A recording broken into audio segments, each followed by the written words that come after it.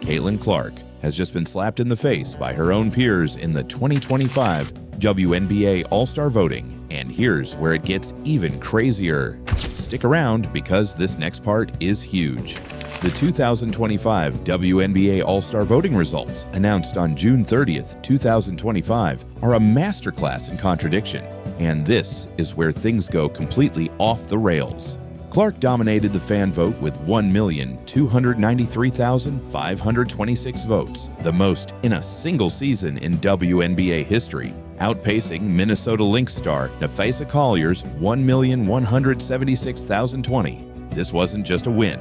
It was a landslide that made Clark one of two team captains for the July 19th game at Gainbridge Fieldhouse. The media, often accused of bias, ranked her 4th among guards. But the players? They voted Clark 9th among guards, behind names like Allisha Gray, Natasha Cloud, and even her own teammate, Kelsey Mitchell. But here's what they're not telling you. This snub means many players left Clark off their ballots entirely, as each could vote for only 4 guards.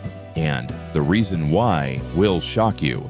The player vote, weighted at 25% alongside media and fans 50%, reveals a stark divide. Fans see Clark as the WNBA's savior. The media acknowledges her impact, but her peers, they're seemingly blinded by envy. The numbers don't lie. Clark's 17% share of all flagrant fouls in 2024, 12 of 70 league-wide, and continued targeting in 2025 suggest a pattern of resentment that's now spilled into the All-Star vote. This is where things start getting dangerous. Clark's meteoric rise has cast a long shadow over the WNBA, past and present. Her race, white, heterosexuality, and technical brilliance, long-range shooting, pinpoint passing, and a basketball IQ that's off the charts set her apart in a league where diversity and physicality have long defined the culture. And here's where everything changes. Some argue Clark's identity fuels resentment. ESPN's Stephen A. Smith claimed in June 2024 that there's resentment towards her because she's the golden goose, suggesting her whiteness and marketability amplify jealousy. We know what she brings to the table, but people wanted to hate because why? You had a bunch of players in this league that watched this young white girl come along and take the league by storm, and they resented it because they saw the marketing prowess that she had. They ignored the fact that you got chartered flights because of this girl. They ignored the fact that ratings were going through the roof because of this girl. But what if I told you?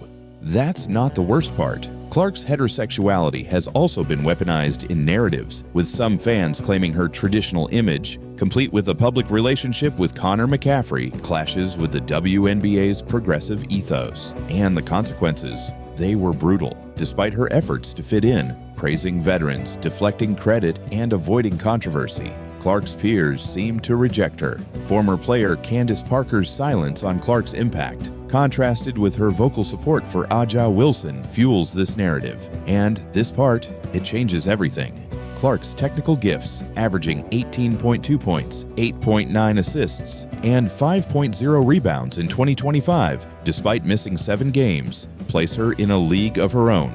Yet her peers rank her below guards like Brittany Sykes, who averages 20.5 points but lacks Clark's playmaking. This is where it gets really interesting.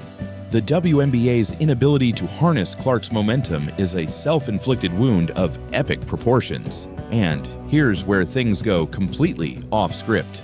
In 2024, Clark drove a 170% increase in viewership, with her games averaging 9.9 million viewers compared to the league's 5.8 million overall per ESPN. Her presence boosted ticket sales by 30% league-wide, with the Fever's home games selling out 90% of the time. When Clark missed 7 games in June 2025 due to a quad strain and groin injury, ratings crashed 55%, dropping to 4.5 million viewers, and ticket sales for non-Fever games fell over 30% per Sportico. But what happens next is truly insane.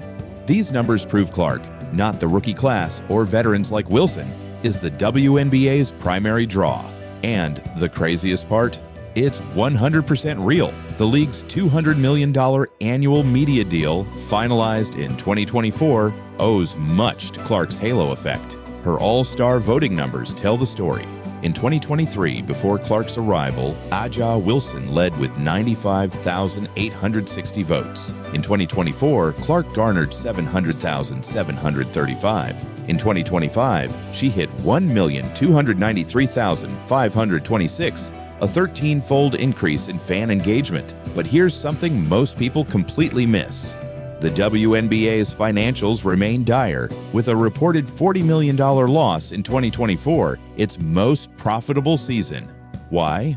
The league's refusal to protect Clark from excessive physicality, 17% of flagrant fouls in 2024, uncalled contact in 2025, and its tepid marketing of her stardom have alienated fans. Commissioner Kathy Engelbert's claim that players can earn $700,000 annually was debunked by Gabby Williams, who noted such figures rely on endorsements, not salaries. Clark's 2025 salary, a measly $78,066, despite her $28 million Nike deal and $11 million in endorsements. And if you think that's bad, just wait.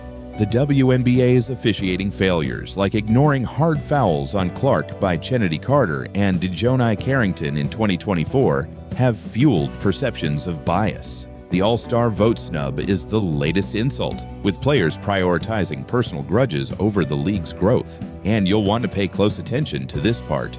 Clark's contribution to the WNBA is worth billions, yet her compensation is a rounding error. And by the end of this, you'll understand why this is so important. Let's break it down.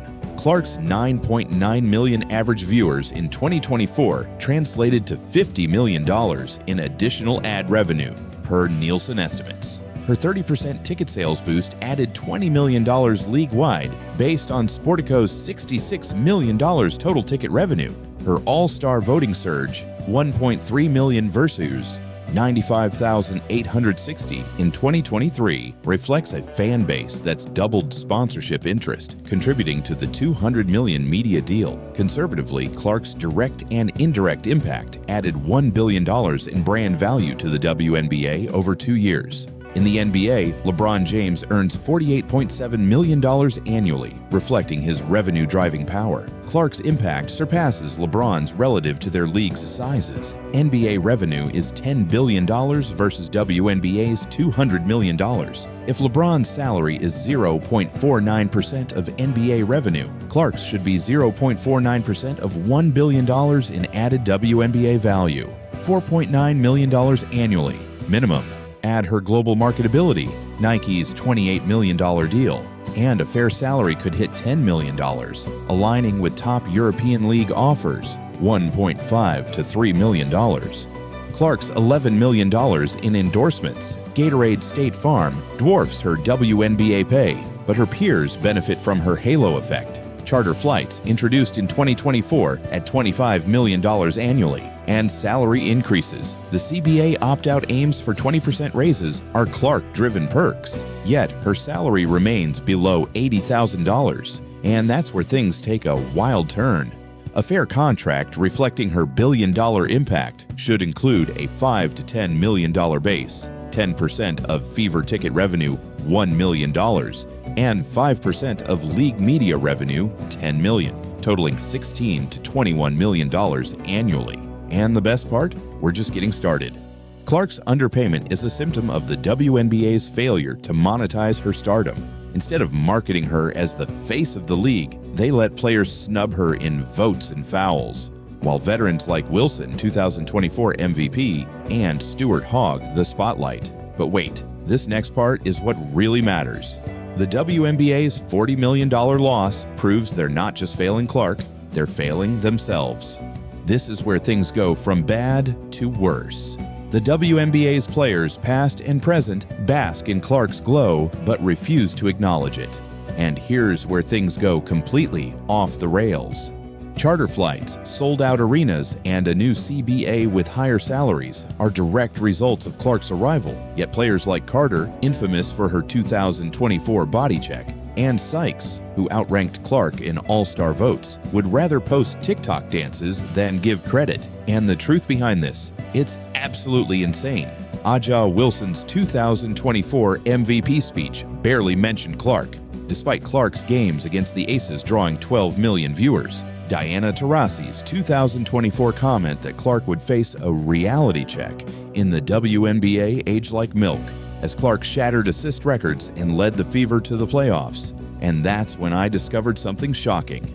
The All-Star vote snub isn't isolated. In 2024, players like Angel Reese downplayed Clark's impact, claiming the rookie class, not Clark alone, drove viewership. The data disagrees. 18 of 21 games with over 1 million viewers featured Clark's Fever. And if you think that's shocking, wait until you see this. Posts on ex-highlight players' social media antics, twerking videos, cryptic shade, while Clark grinds through injuries, quad strain, groin issue, and physicality, 17% of 2024 flagrant fouls. WNBA players hate Clark for being white, straight, and better. They'll take her charter flights, but vote her 9th. And the final twist, it's something no one expected. Clark's response to the snub was pure class. In a June 30th, 2025 interview, she said, "I'm just focused on playing basketball. The fan support means everything, and I'm excited to captain the All-Star game." Her grace under fire only widens the gap between her and her peers, who seem more interested in petty rivalries than league growth. You'll want to see this through to the end. Trust me. And here's where it gets even more unbelievable. The WNBA stands at a crossroads. Clark's 1.3 million All-Star votes, 55% ratings boost, and $1 billion brand value addition are undeniable.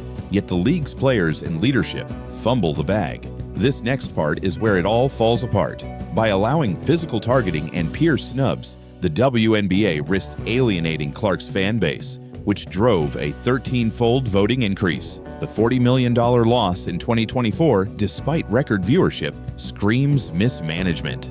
And that's where everything clicked into place. The league must act. Protect Clark with stricter officiating, market her as the face of the WNBA, and overhaul the CBA to pay her what she's worth, $16 to $21 million annually. But what happens next will change everything. If players continue to snub her, fueled by jealousy over her race, heterosexuality, or talent, the WNBA will squander its biggest opportunity since its 1997 debut. Clark's race, heterosexuality, and technical brilliance make her an outsider in a league that's reaped her rewards. Charter flights, sold-out arenas, a $200 million media deal while refusing to say thanks. Her $78,066 salary is a joke compared to her $1 billion impact. And just when you thought it couldn't get worse, the WNBA's $40 million loss and players' TikTok twerking prove they'd rather hate than hustle. Without Clark, ratings crash, tickets go unsold, and the WNBA fades into obscurity. The players who voted her 9th may never admit it, but they're riding her coattails. And the best part, we're just getting started. The WNBA must wake up, protect its star, and pay her what she's worth, or watch Clark take her talents elsewhere, maybe to Europe, where $3 million contracts await. You'll want to see this through to the end. Trust me, Caitlin Clark is the WNBA's past, present, and future, and no amount of jealousy can dim her shine.